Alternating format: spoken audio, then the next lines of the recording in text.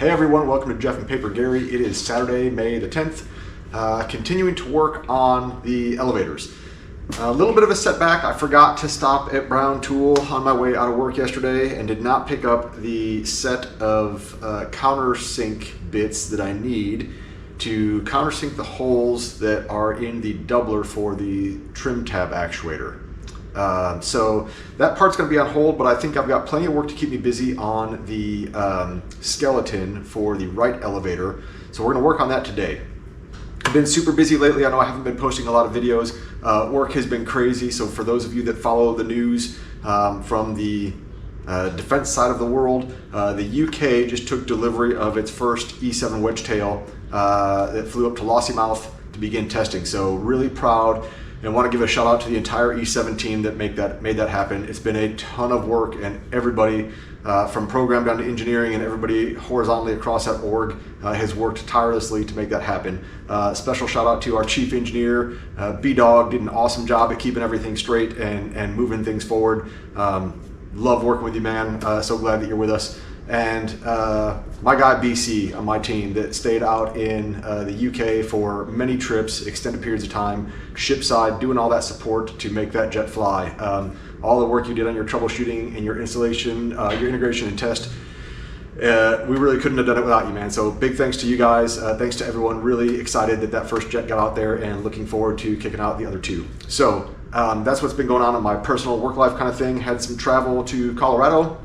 Spent Memorial Day up in the mountains, which is not atypical for us, but that was a nice, albeit short break. And now back here trying to get some garage time in and work on these elevators. So hang out with us today and let's see what we learn. Hey everyone, thanks for tuning in for another episode of Jeff and Paper Gary. This is kind of a lengthy video, I think. Maybe not, about 10 minutes or so. But there was a lot going on here and a lot learned. So first, let's start out with these elevators and the stiffners. If you have watched any of my previous videos, know that these things are kind of the bane of my existence. And we'll get into a little bit more of that in a second. Here, it's just bending the trailing edge of the elevators with the brake, much like we did with the rudder. And then using that straight edge to make sure that we didn't overbend or underbend. And so right here, you see me tuning it a little bit. When I use those blocks of wood and the channel locks, that's because it's not bent quite enough in that area.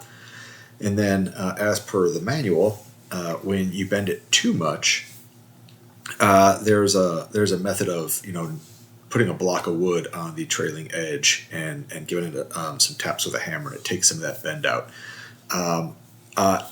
I pay quite a bit of attention to this, and I try to be very critical on here. I have heard that this can be the cause of fluttering in your flight control surfaces if they're not really accurate or close to perfect. So please pay attention to that when you're doing these things and get them nice and straight.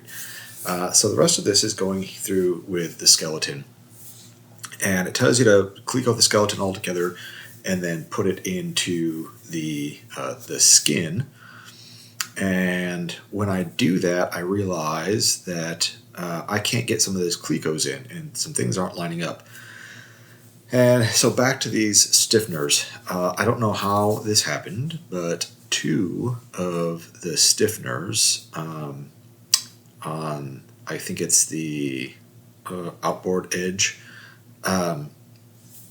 did not get trimmed enough or sufficiently, and it's preventing the spar from nesting in where it's supposed to, and the holes in the spar and the skin lining up. So it's not a real difficult fix, but it is time consuming, and I think if you're not careful, can put things at risk, because I think if you're not careful, you get a little overzealous with your drill or file or your Dremel tool. You can slip and do some damage. So what I did was just drilled out the last rivet of each of those stiffeners, and then tucked a little piece of cardboard in there and some tape, and then very carefully with the Dremel tool went and cut that stiffener a little bit, and then went back with the file to clean those up. And so it's some meticulous work, and it takes a little bit of time, but it wasn't all that difficult. And then once I got that all taken care of, things went back together and fit the way they're supposed to. I will say, you see me down here with my magnifier lenses getting very close with a very small set of files. And I just wanted to make sure that that edge was nice and clean and square and tapered as it should, so it matches the rest of them. I know that's kind of ridiculous because this is going to get sealed up and nobody will ever see those things again. But I wanted to make sure that it was done right, and I wanted to also make sure that I didn't get any material under that spar in between the skin so that it wouldn't sit just right. So, take your time, clean that out if you have to. If you get into this position, make sure that that's all nice and clean before you go rivet that back together. And then once that is all taken care of, and you've cut those ends off, and I filed these things up, cleaned out all the chips, you're able to squeeze that last rivet. At least I can with one of the larger yokes that I have that I got from Clemson Aeronautics. Get in there and squeeze that last rivet so I don't have to worry about trying to back rivet it now that the skin is bent, because that would be kind of a pain to have to pull the skin way up like that. And then I went and shot a little bit of primer over those where I had done the cutting and the filing and everything. So all good. Skin is ready to get the skeleton. Now, when you put the skeleton in here, one of the things that it tells you to do, you put this all together, you rivet this in place, and then you remove the clecos that hold the inboard rib to the spar so that you can put the elevator horn in place and match drill those holes. Now, the elevator horn comes powder coated, and so there's powder coating in those holes, and it's not it's too tight to almost even get clecos in there. You really got to work to get the clecos in. So here I am putting a bunch of clecos in this thing because I like to make sure that everything is held in place the way it should be. And then I make an attempt at putting this rudder horn in there, and the holes don't line up for anything. And I was kind of miffed at that one for a bit. And I looked at it, and ultimately I think what happened is that end rib, that inboard rib, and forgive me, I don't have the part number in my head right now. I think it's a 709, but I wouldn't quote me on that. The bend on that tab, I guess the flange that attaches to the spar portion of that, was kind of an ugly bend, and like the bend radius just didn't seem quite right. And so lo and behold, like I always seem to, I had another one in my box of extra parts. So I looked at the other one, and it clearly had a much cleaner, more defined bend, much like what was done on a brake versus what was done in over the edge of a workbench with a mallet. So I swapped out those the end ribs, put that one in there, and then the rudder horn fit in there just as it was supposed to. So here you see me realizing that rib is not going to work, and so I take that one out and put in a different one, and then everything fit as it should. Use the reamer to match drill those holes, and everything was fine. Now I will confess, I did some work off camera. So this was being recorded on Saturday. Sunday I went in the garage thinking that I was going to do nothing but like deburr and dimple holes and those kind of things, boring stuff, which you don't need to see me do, scuffing parts to prep for paint.